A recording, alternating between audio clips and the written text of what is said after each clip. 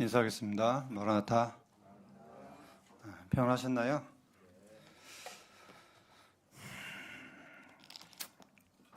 날씨가 많이 따뜻해졌습니다.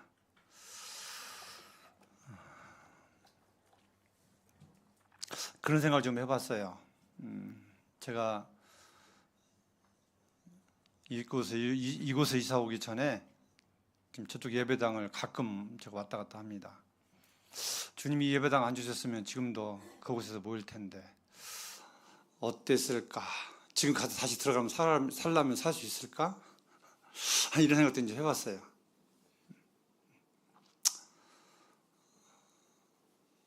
살 수는 있겠죠.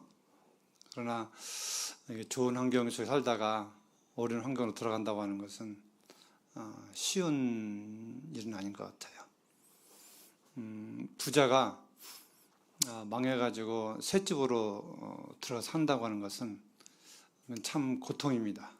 그러나 가난한 사람이 새 집에 들어 사는 것은 행복이죠. 그래서 우리는 사람이기 때문에 그런 것 같아요. 닥치면 또 하게 되는데 이제 걱정 반, 근심 반 이런 것들이 있겠죠. 그래서 주님이 때에 맞게 이렇게 주셔서 시원한 좋은 장소에서 또 사랑하는 성도들과 함께 예배드리고 교제해 주셔서 얼마나 행복한가 하는 사실을 깨닫게 됩니다. 정말 모든 것이 하나님의 은혜입니다. 오늘 예배 시간에 우리 명호 형제가 입을 열어서 얼마나 제 마음이 감동한지, 다음에는 우리 덕영 형제나 민수 형제도 용기를 내서 이 예배에 함께, 저도 기뻐하지만 하나님께서, 우리 주님께서 굉장히 기뻐하시리라 믿습니다. 구원받은 형제라면 우리 예배 시간에 다 동참을 해야 됩니다. 주님이 저만 구원하신 것이 아니라 우리 모두를 구원해 주기 때문에 형제라면 1분이라도 나를 구원하신 주님 앞에 용기를 내서 입을 열어서 표현을 하는 것이 주님을 기쁘시게 하는 것입니다. 그래서 다음부터는 꼭 우리 가운데 형제들 중에 한 분도 빠짐없이 예배에 동참해 주시고, 우리가 예배 시간이 떡되기 전에 시간이 한 45분 정도 되더라고요. 맞나요? 그러면 우리 형제들이 몇 명인가를 잘 검토해서 나누기 45로 하면 될 것 같아요. 그래서 9명이면 5분 이상 쓰시면 안 돼요. 다른 형제들 예배 시간 지장했습니다. 그래서 가급적이면 그 시간 안에 짧게 다 예배 동참할 수 있도록 해 주시기 바랍니다. 길게 하면 다른 분들이 동참을 못 하십니다. 배려하는 것이 아니겠죠. 주님은 다 형제들의 예배를 받으길 원하시는데 내가 길게 함으로 시간이 없어서 그 타이밍을 놓치고 한다면 그 주님이 기뻐하지 않는 것이기 때문에 우리 형제님들 다 한번 숫자 세보세요. 몇 명인지 해보셔서 나한테 할당된 시간이 몇 분인지. 제가 찬송한 걸 딱 부르니까 한 3분, 4분 정도 되더라고요. 그래서 이렇게 마음의 준비를 하시고 준비하시면 좋겠다는 생각을 가지게 됩니다. 혹시 제가 이렇게 얘기하면 성령이 인도하시면 뭐 시간 관계 안 따진다고 하는데 그렇지 않습니다.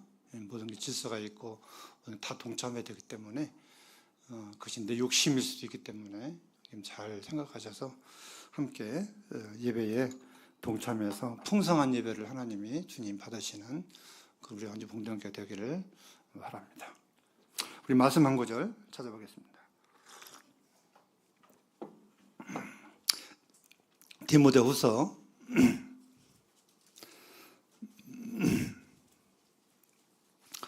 4장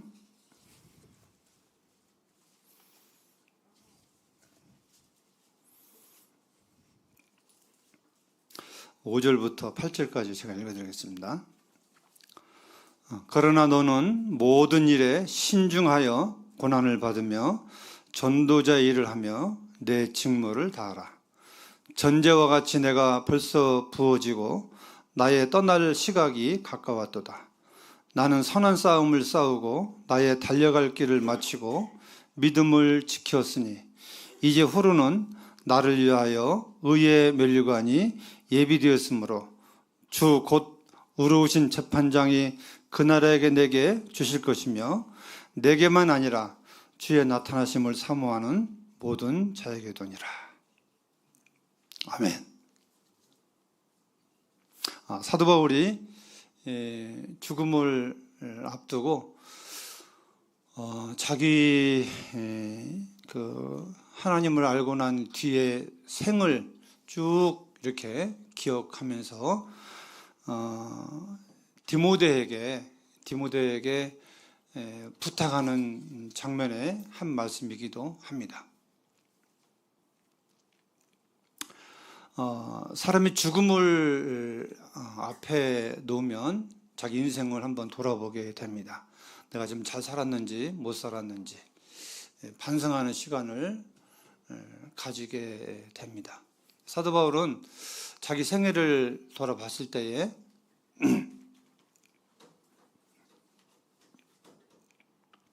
하나님 앞에서 그런 고백을 했습니다. 나는 선한 싸움을 싸우고 달려갈 길을 마치고 믿음을 지켰다. 이렇게 고백하고 있습니다. 저의 그 삶이 이 사도 바울의 고백이 되기를 원합니다. 저도 이제 인생이 얼마 남았는지는 모르지만 제가 죽음을 앞두고 우리 자식들에게 또 후배들에게 이 사도 바울 같은 디모데에게 했던 말씀이 참 내 고백이 됐으면 하는 마음이 간절한 마음이 있습니다. 이런 사도 바울을 위해서 준비된 것이 어떤 면류관이에요? 의의 면류관이 예비되어 있다 하는 것입니다. 의의 면류관. 또한 사도 바울뿐만 아니라 주님의 재림을 사모하는 모든 성도들에게 주어지는 면류관이 이 의의 면류관입니다.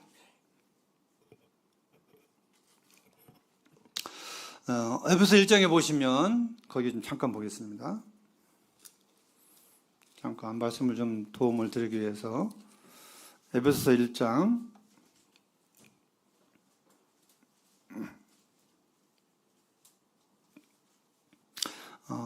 17절부터 보시면 우리 주 예수 그리스도의 하나님 곧 영광의 아버지께서 지혜와 계시의 영을 너희에게 주사 하나님을 알게 하시고 너희 마음의 눈을 밝히사 그의 부르심의 소망이 무엇이며 성도 안에서 그 기업의 영광의 풍성함이 무엇이며 그의 힘의 이력으로 역사하심을 따라 믿는 우리에게 베푸신 능력의 지극히 크심이 어떠한 것을 너희로 알게 하시기를 구하노라. 여기 사도 바울이 이 간절한 기도가 있는데 그것은 우리 영의 눈을 밝게 뜨게 하셔서 하나님 우리에게 주신 소망, 기업 이것이 어떠한 것인지를 그 능력이 어떠한 것인지를 알기를 간절히 바라는 이런 기도를 좀 하고 있습니다. 인생은 어떤 무엇을 확실히 알지 않으면 거기에 대해 투자하지 않고 열심을 품지 않습니다.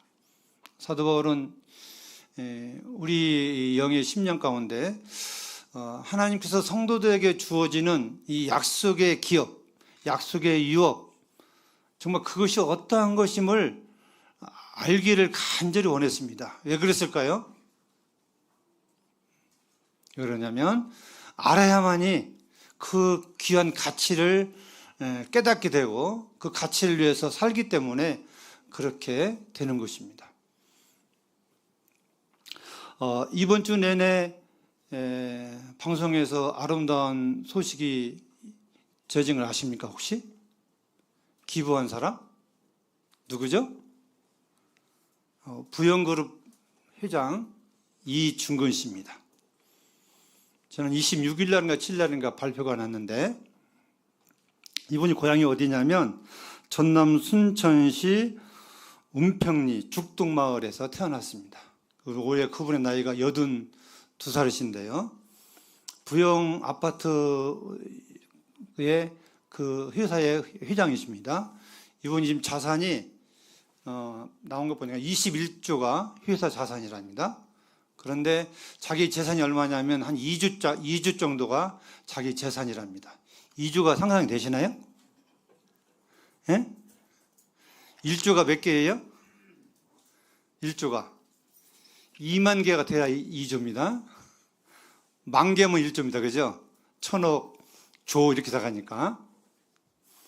근데 이분이 자기가 태어난 고향 사람들에게 기부를 했어요. 되게 기부하면 어디다 하죠?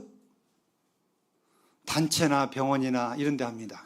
근데 이분은 특이하게 개인에게 기부를 했어요. 그러니까 이 회장님이 태어난 마을에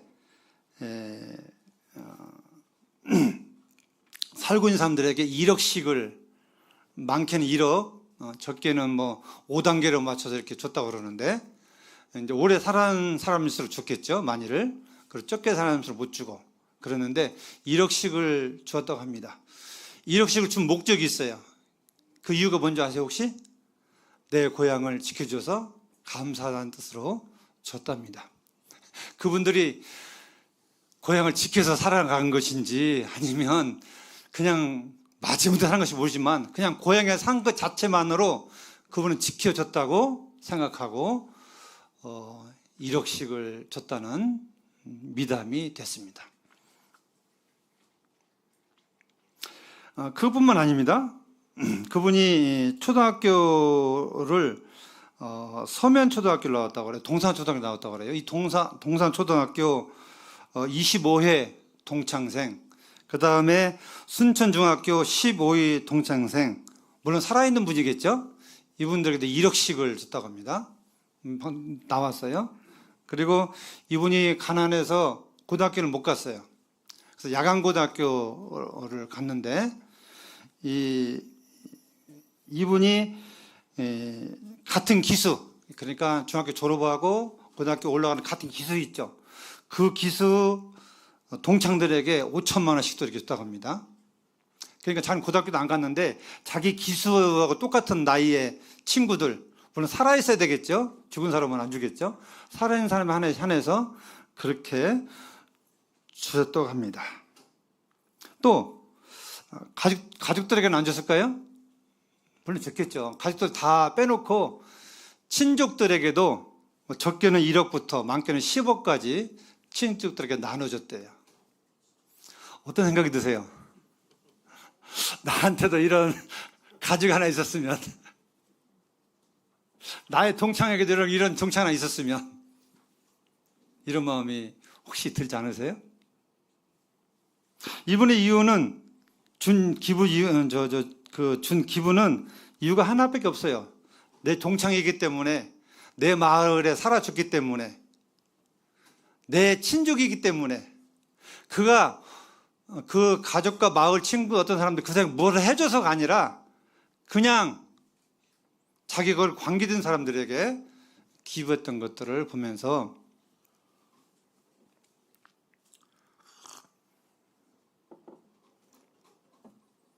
이런 분들이 좀 많이 일어났으면 좋겠어요.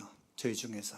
내가 안 받더라도 우리 삼성이나 현대나 이런 분들이 좀 가지고 있는 재산들 좀 이렇게 나눠주면 얼마나 좋을까. 이분을 좀 본받아서, 물론 단체나 대학, 병원이나 이런 것도 좋지만 그것들은 우리에게 확 안 오잖아요. 걔한테 줘야만, 다음 100만 원에도 줘야만 그것이 나한테 실생활이 되고 닿는 것이기 때문에 이런 분들이 좀 많이 일어나면 얼마나 좋을까 하는 생각이 들면서 제가 어떤 생각을 했냐면, 이분은 이렇게 많은 돈을 줬지만 나는 내가 가지고 있는 돈을 이분처럼 좀 같이 나눴으면 얼마나 좋을까. 그것이 100원이 되든 1000원이 되든 10,000원이 되든, 이분에게 1억이 아무것도 아니라 우리는 뭐 1,000원, 10,000원 아무것도 아니잖아요. 그렇잖아요. 그래서 이 액수가 문제가 아니라 우리가 하나의 공동체로서 이 나누는 삶은 참 사람을 기쁘게 하고 행복하게 한다는 사실을 깨닫게 되면서 주님이 저에게 이런 말씀을 이번에 주셨습니다. 그런 생각하면서, 그래서 제가 오늘 말씀의 주제를 성도에게 주어진 면류관, 이런 주제를 가지고 좀 교제하기를 원합니다. 우리 요한복음 1장 12절을 보시면 영접하는 자 곧 그 이름을 믿는 자들에게는 하나님의 자녀가 되는 권리를 주셨으니, 우리 구원받은 모든 성도는 하나님의 자녀라고 하는 엄청난 자격을 주셨습니다. 내가 구원받은 이후에 내가 하나님의 자녀라는 사실, 또 내가 하나님을 아버지라 부르면서 기도하는 사실, 이것이 지금은 그냥 막연한데 우리 하나님이, 나를 구원하신 그 창조주 하나님이 얼마나 부자이신지 우리는 알아요, 몰라요? 아신가요? 아시고 모르신가요? 예? 아버지가 부자면 나는 부자 긴가요, 아닌가요? 근데 부자인데 우리는 부자처럼 못 살고 있습니다. 이게 어떤 경우가 똑같냐면, 사람은 죽음이라고 하는 것이 건강한 사람이든 아픈 사람이든 다 똑같이 처해 있습니다. 누가 먼저 갈 줄 알아요, 몰라요? 아무도 모릅니다. 그런데 암으로 선고받은 3개월 선고받은 이런 사람은요, 죽음에 대해서 나머지 3개월을 내가 어떻게 살 것인가를 정말 많이 신중하고, 그 사람의 삶이 전에 암 선고 받을 때, 3개월 선고 받을 때 그 삶과 지금의 삶과는 딴판이에요. 똑같아요. 내가 앞으로 3개월밖에 못 산다 하면 똑같겠어요? 틀리겠어요? 틀립니다. 확연히 틀려요. 그 내가 소중히 여기는 가치가 다른 거예요. 막연히 사람이 언제 죽을지 모른다고 하는 이 생각을 가지고 살아가더라도, 사람이 살아가려면 일단 돈이 중요한 것이고 직장이 중요한 것이고 모든 게 다 중요하지만, 딱 3개월밖에 안 남으면 정말 내가 하고 싶은 거, 내가 못 해준 거, 내가 정말 짧은 이 3개월 동안 내가 무엇을 살다가 어떻게 가야만 유익한 건지, 미련이 없는 건지에 대해서 돌아보면서 살게 되는 것입니다. 근데 건강한 사람은요, 말씀에서는 너는 잠시 있다가 없었는데 안 계지나, 이런 말씀을 우리가 들으면서도 이게 사실, 이론적으로 사실이라고 알면서도 현실적으로 이게 멀리 있는 것처럼 우리 삶이 그렇게 살아간다고 하는 거예요. 그런 차이가 있다고 하는 것입니다. 그러니까 하나님의 자녀에게 주어지는 그 복된 유업과 소망이 어떤 것인지를 우리는 안다고 하면서 삶 속에서는 이게 적용이 안 되는 겁니다. 로마서 8장에 보시면, 거기 잠깐 보겠습니다. 8장. 우리가 너무나 잘 아시는 말씀입니다. 8장 17절, 18절 보시면,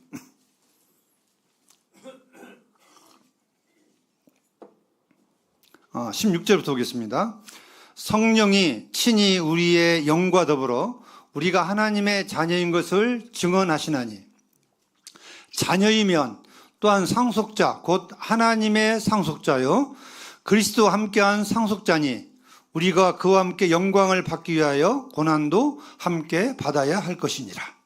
18절, 생각하건대 현재 고난은 장차 우리에게 나타날 영광과 비교할 수 없도다. 우리 성도도 이 말씀을 모르는 분이 아마 없을 겁니다. 하나님의 상속자, 하나님의 유업을 이을 자, 이거 우리가 얼마만큼 우리의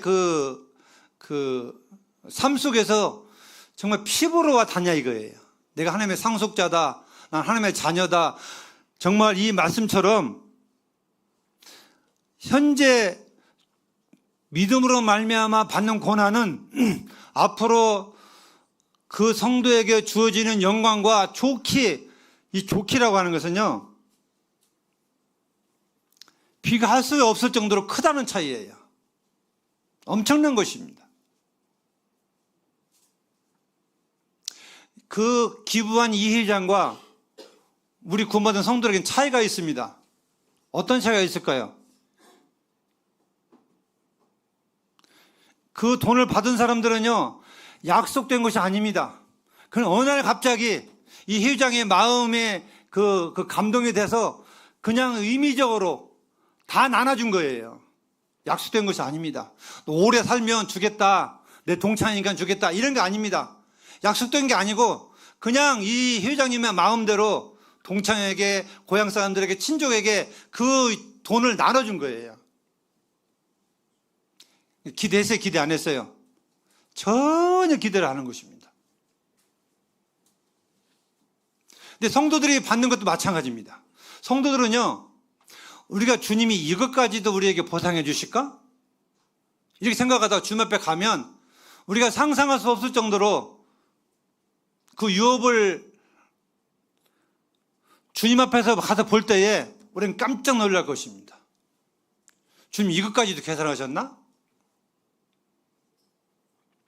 또 한 가지는 주님은 우리에게 약속을 하셨어요. 이렇게 해주겠다. 상속해 주겠다. 이렇게 말씀하고 있습니다. 그렇기 때문에 이 땅에 사는 동안 그 영광을 받기 위해서는 고난도 함께 받아야 된다. 한 사실을 우리에게 말씀해 주고 있습니다.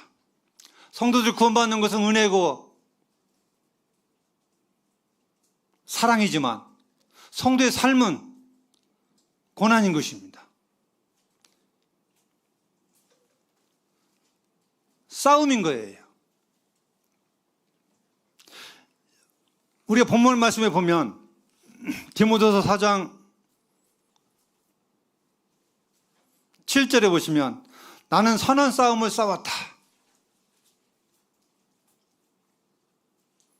나의 달려갈 길을 마쳤다. 이 선한 싸움은요, 누군가와의 싸움입니다. 대적이 있다고 하는 거예요. 이 달려갈 길은요, 마치 마라톤 선수가 뛰는 것처럼, 목적을 향해 열심히 뛰는 것처럼 뛰는 걸 말씀하고 있습니다. 좌우를 보지 않고 그 목표를 향해서. 그리고 믿음을 지켰다고 하는 것은요, 누군가가 내 믿음의 생활을 방해하고 빼앗기 때문에, 미혹하기 때문에 이걸 지킨다고 하는 것입니다.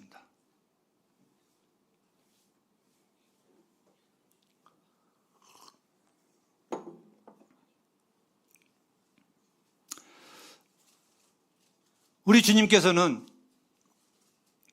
성도들에게 주어지는 유업 중에서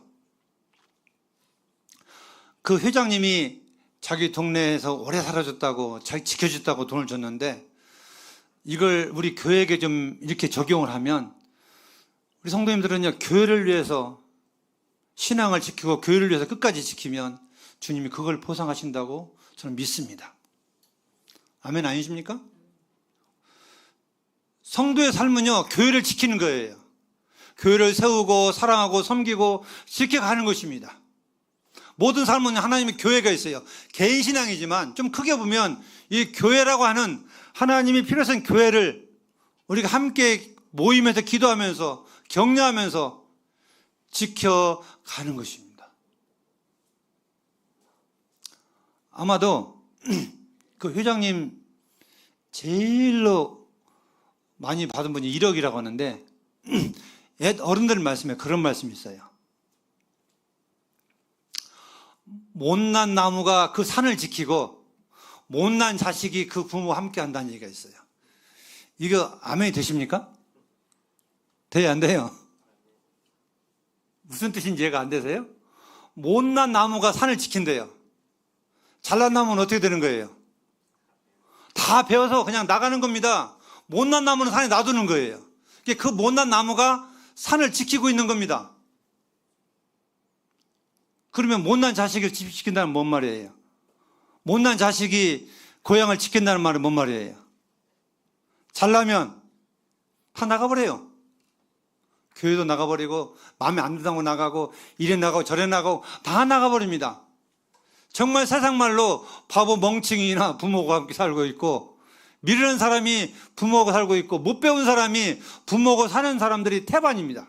좀 대학 나고 잘나면 다 나가 삽니다. 근데 교회도 그래야 되나요? 오늘날 교회도 그러고 있습니다. 이 시골 교회들이 다 나가요. 못 지키고. 시골 교회를 모짜르판이라고 그러는데, 조금 크면 그냥 다 직장 따라 다, 저는 주님의 뜻이라면 가도 좋아요. 얼마든지. 그냥 주님의 뜻은 상관이 없어요.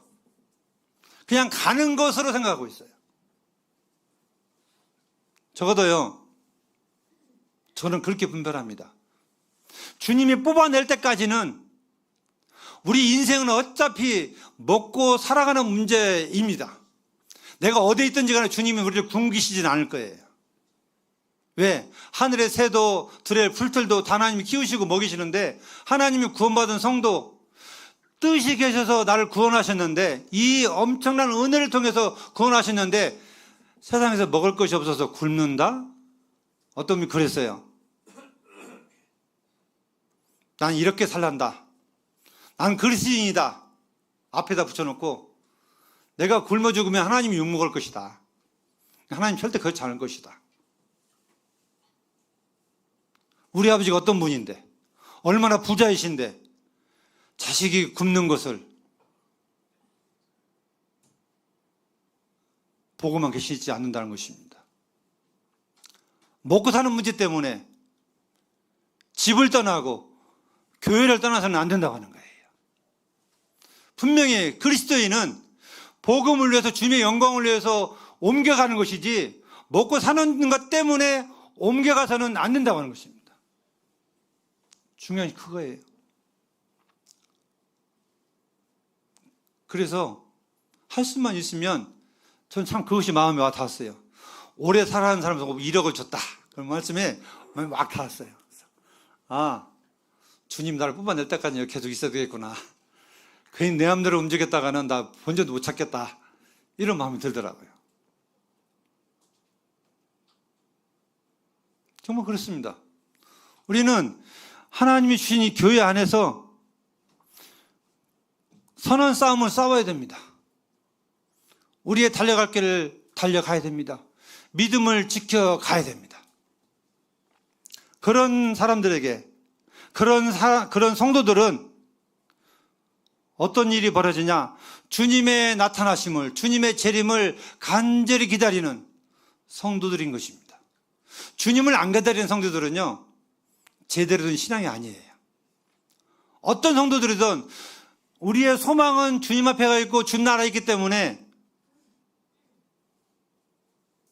짧은 인생, 앞으로 내가 몇 년 남은지는 모르겠어요. 우리 성도님들이 몇 년 남은지 모르겠어요. 다 몰라요. 하나님만 아세요. 주님이 내게 주어진 시간, 최선을 다해서 하루하루 살아가는, 싸우는, 승리하는, 주님의 오심을 기다리는 그런 성도님들 되기를 바랍니다. 신앙은 전쟁이에요. 전쟁. 신앙은 뭐라고요? 신앙은 전쟁입니다. 신앙은 싸움이에요. 우리는 싸움에서 지면 면류관을 얻지 못합니다. 사도 바울은요, 삶 속에서 이 선한 싸움을 잘 싸웠습니다. 사도 바울이 잘 싸운 싸움이 하나 있어요. 어떤 싸움인지 아세요? 혹시 기억나시나요? 성도님들은 어떤 싸움을 제일 많이 하시나요? 누구하고 싸움을 제일 많이 하시나요? 아내입니까? 남편입니까? 아니면 형제간입니까? 아니면 직장 누구입니까? 누구하고 제일 많이 싸우시나요? 아니, 누구하고 제일 많이 싸워야 되나요? 사도 바울은 그 비밀을 우리에게 말씀해 주고 있습니다. 우리 잠깐 보겠습니다. 고린도전서 9장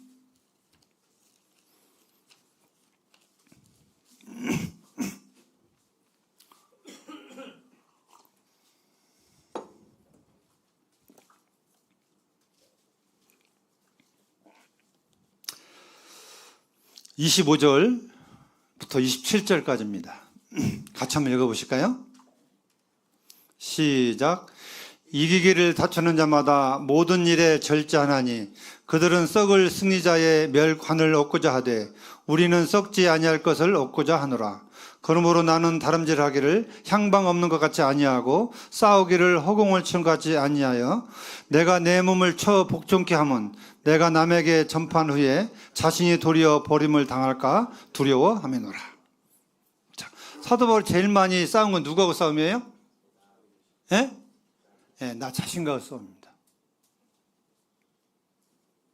그래서 사도 바울은 여기에서는요, 내가 내 몸을 쳐서 복종케 한다고 했어요. 다른 곳에는 나는 날마다 죽는다고 했어요. 날마다 죽는다. 형제님들, 이 얼마나 삶 속에서 나 자신과 싸우십니까? 이 잘 싸우시는 분들은 늘 말씀을 가까이 합니다. 이 말씀을 가까이 하는 사람은 싸울 의사가 없는 분이에요.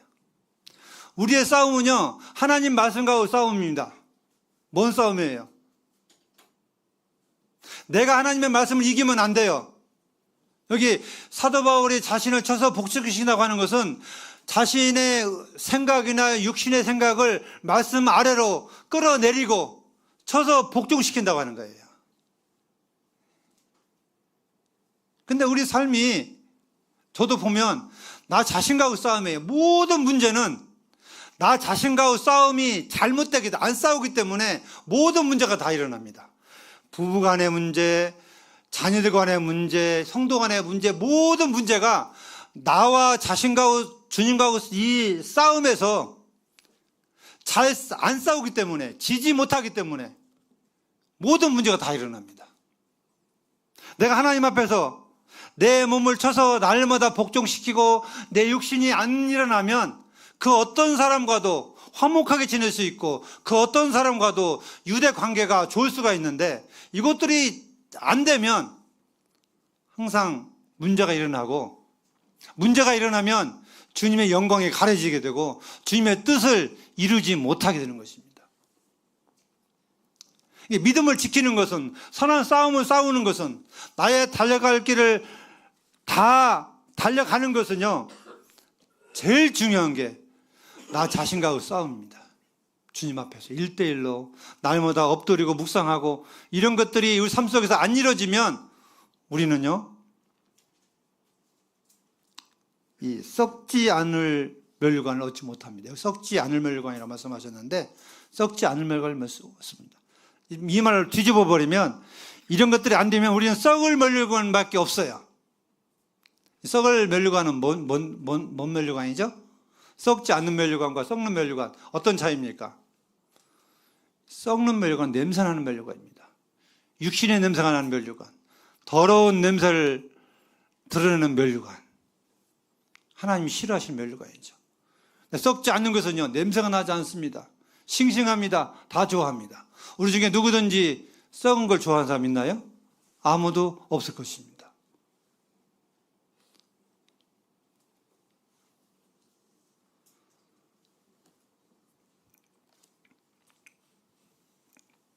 성경에 보면 이 멸류관 여러 가지가 있습니다.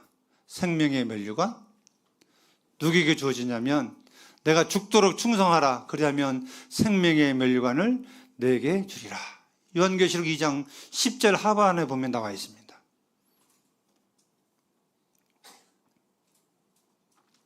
또 야고보서 1장 12절에 나와 있습니다. 생명의 멸류관에 대해서.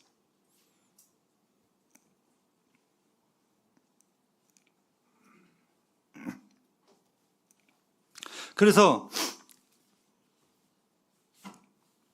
우리는 이 땅에 살아가면서 하나님의 교회 안에서 하나님이 우리에게 주시는, 교회에게 주시는 이 멸류관이 어떠한 것임을 성령께서 우리 모두에게 눈을 열어, 마음을 열어 보게 해주시기를 간절히 바랍니다. 이 가치를 모르면 그거 어떻게 할 수가 없는 거예요. 왜 그게 현실로 드러나냐면, 자, 주님의 구원은, 하나님의 구원은요, 똑같습니다. 그죠? 틀려요? 제가 구원받은 거하고 우리 형제님들 구원받은 거 틀립니까? 똑같이 주님의 귀한 목숨을 통해서, 십자가의 은혜를 통해서 다 구원받았어요. 똑같은 사랑을 받고 똑같은 사랑을 주셔서 우리가 구원받았습니다. 근데 받는 쪽에서 내가 어떤 사랑을 받았는지 이걸 많이 알고 깨달은 사람일수록 많이 효도하게 되어 있습니다. 이게 부모에게. 신앙도 마찬가지입니다. 주님이 나를 얼마나 사랑하셨는지 이걸 많이 깨달은 사람일수록 주님 앞에 헌신적인 거예요. 충성하는 것입니다. 그게 은혜를 갚는 거예요. 은혜에 보답하는 것입니다. 그게 성도의 신앙인 것이에요. 그와 마찬가지로 우리가 주님 앞에 이 믿음을 지키는 것도 이 가치를 알아야만, 얼마나 소중한 가치고 내가 정말 목숨을 바쳐서 교회를 섬기는 것이 얼마나 가치 있는지를 알아야만 거기에 투자하고 시간과 물질과 재능을 거기다 쏟아붓는 것입니다. 이걸 모르면 소용없어요. 말 그대로 그냥 귀가 먹으면 소 귀에 격리기라고 우리 속담이 있어요. 소 귀에다가요, 아무리 좋은 소리 해도요, 소가 깨닫지 못합니다. 그래서 우리가 주님 앞에 기도하면서 에베소 1장에 있는 말씀, 정말 그 가치가 어떠한 가치인지를 주님 눈을 열어서, 마음을 열어서 보게 해달라고 기도해야 되는 것입니다. 제가 이런 경우를 봤습니다. 자, 한 영혼의 가치, 지극히 작은 것,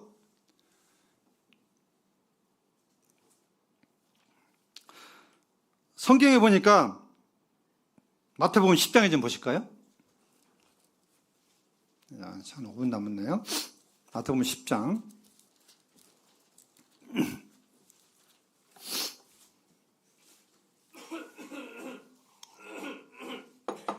우리 주님이 하신 말씀인데요. 40절 보시면, 너희를 영접하는 자는 나를 영접하는 것이요, 나를 영접하는 자는 나를 보내신 이를 영접하는 것이니라. 선지자 이름으로 선지자를 영접하는 자는 선지자의 상을 받을 것이요, 의인의 이름으로 의인을 영접하는 자는 의인의 상을 받을 것이요. 42절. 또 누구든지 제자의 이름으로 이 작은 자 중 하나에게 냉수 한 그릇이라도 주는 자는 내가 진실로 너에게 이르노니 그 사람이 결단코 상을 잃지 아니하리라 하시니라. 여기 지극히 작은 자에게 냉수 한 그릇이라도 주는 자는 하나님이 말씀하시기를 결단코 그 사람이 상을 받을 것이다, 이렇게 말씀하고 있습니다. 그래, 살아있는 신앙은요, 주님을 알고 그 가치를 아는 신앙은요, 이게 보여지는 것입니다. 그 한 영혼의 가치가 얼마나 소중한 가치인지, 그 영혼이 잘 살든 못 살든 어른아이든 어른이든 상관없이 주님이 보시기에 얼마나 가치 있는 영혼인지, 이건 아무나 알지 못합니다. 정말 주님이 보여주시고 깨닫게 해주셔야만 알 수가 있는 거예요. 만약에 이걸 주님이 안 보여주시고 못 깨닫게 한다면 그 지극히 작은 자에게 함부로 할 것입니다. 소중히 안 다룰 거예요. 그러나 깨달은 사람은 함부로 하지 못합니다. 주님이 눈을 부릅뜨고 지극히 작은 자가 어떻게 하는지 보고 있는 사실을 아시기 때문에 함부로 할 수가 없는 겁니다. 마찬가지입니다. 주님 우리에게 주신 이 유업의 가치, 이 가치도 마찬가지입니다. 이 가치를 알면 알수록, 사도 바울은요, 왜 그런 엄청난 충성된 삶을 살았냐면 이 가치를 아는 거예요. 아신 거예요. 구원받은 이후로 그가 목숨 걸고 복음 전하고 매 맞고 감옥 가고 정말 온갖 순환을 다 겪으면서도 그가 신앙을, 주님을 부인하지 않고 끝까지 지킨 것은 그 앞에 있는 소망이 확실하기 때문에, 알기 때문에 이걸 견디고 버티고 이겨낸 것입니다. 주님이 디모데후서 4장에 우리가 말씀 보는 것처럼 의의 면류관을 바라보면서 그렇게 살아가신 것입니다. 이건 구원받은 성도들에게 주님이 약속하시고 말씀하신 이런 부분에 대해서 분명하게 이게 이루어질 것입니다.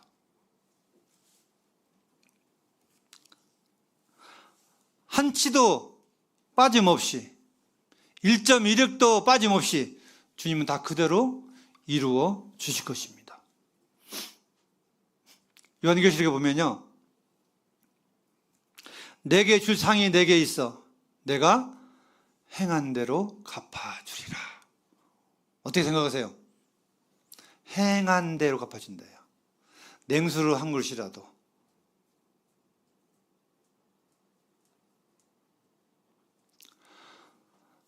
사랑해서 주는 것이지만, 그렇죠? 성도가 사랑해서 필요한 것들을 주기도 하지만 주님은 결단코 그것에 대해서 그냥 넘어가지 않고 상으로 그걸 주신대요.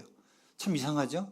내가 사랑하기 때문에 대가 없이 주는 것도, 헌신하는 것도 주님은 그걸 다 보상으로 우리에게 돌리게 하시겠다고 우리에게 말씀하고 계십니다. 마지막 한 구절만 보고 마치겠습니다. 고린도전서 15장 결론의 말씀을 드립니다.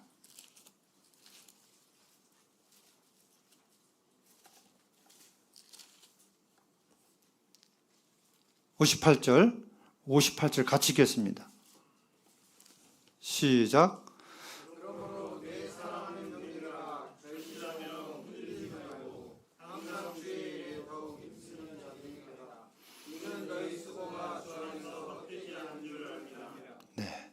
그러므로 내 사랑하는 형제들아, 견실하며 흔들리지 말고. 형제님들은 주님을 섬기는 데서 흔들리지 않기 바랍니다. 주님 더디 오신다고, 누가 안 알아준다고 실망하지 않기를 바랍니다. 그렇지 않으면 흔들리게 됩니다. 흔들리면 하던 일을 못해요. 주님의 약속의 말씀만 바라보시고 흔들리지 말고 항상 주의 일에 더욱 힘쓰는 자를 되라. 지금까지 열심히 해오셨으면 거기다 더자를 붙여가지고 더욱 힘을 내서, 열심을 내서 섬기시기를 바랍니다. 결코 주님 말씀에 주 안에서 너희 수고가 헛되지 않다고 말씀하고 있습니다. 여태까지 잘 버티셨으니까 앞으로 잘 버티시고 끝까지 주님 약속의 말씀을 붙들고 끝까지 충성하시길 바랍니다. 우리 주님께서 저에게, 우리 성도님들에게 약속하신 면류관, 의의 면류관, 생명의 면류관, 자랑의 면류관, 여러 면류관들이 있는데 이 면류관들을 잘 기억하셔서 다 주님 앞에 가서 받게 되시기를 바랍니다. 그러므로 사도 바울처럼 내가 참 여러모로 부족하지만 잘 싸우고 잘 달려왔다. 내가 죽는 그날에 내 자식에게, 손자에게 아브라함이 그랬던 것처럼, 야곱이 그랬던 것처럼 그 믿음을 후손들에게 물려주시는, 간증하는 아름다운 생애가 되기를 바라면서 말씀 지금 마치겠습니다. 감사합니다.